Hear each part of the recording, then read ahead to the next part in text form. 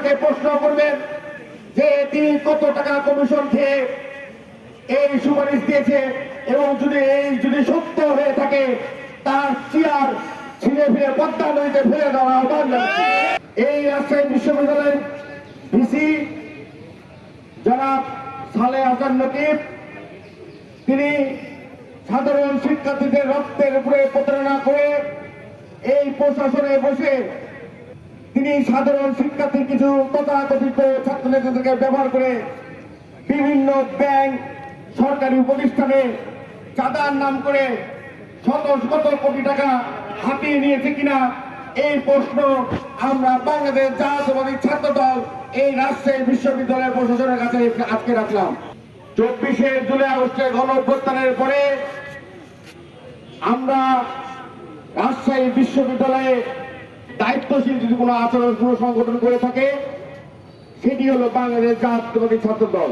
রাজশাহী বিশ্ববিদ্যালয়ে নিয়োগপ্রাপ্ত ভিসি থেকে শুরু করে প্রতিটি শিক্ষক থেকে শুরু করে দায়িত্বপ্রাপ্ত সকল কর্মকর্তাদের কর্মচারীদেরকে সর্বোচ্চ সহযোগিতা আমরা ছাত্র দলের সংগঠনের পক্ষ থেকে করেছি।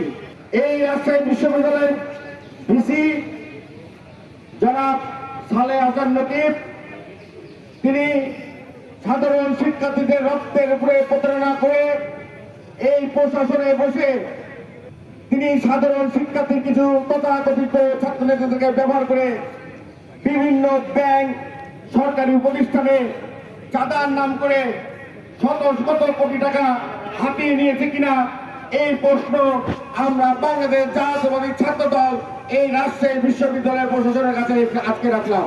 মাননীয় ভিসি স্যারকে স্পষ্টভাবে ব্যাখ্যা করতে হবে যে তিনি রাজশাহী বিশ্ববিদ্যালয় সুষ্ঠুভাবে শিক্ষার পরিচালনার দায়িত্ব গ্রহণ করেছেন না কোনো তথাকথিত ছাত্র নেতার পকেটের ব্যাংক ব্যালেন্স বৃদ্ধি করার জন্য দায়িত্ব গ্রহণ করেছেন। আজকে তাকে সুস্পষ্টভাবে রাজশাহী বিশ্ববিদ্যালয়ের শিক্ষার্থীদেরকে তার প্রশ্নের জবাব দিতে হবে।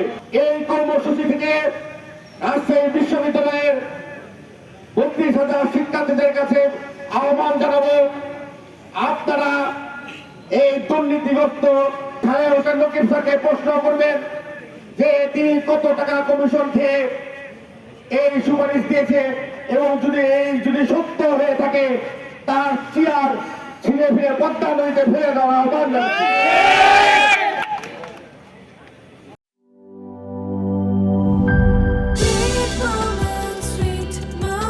Treat chocolate. Treat moment, sweet moment.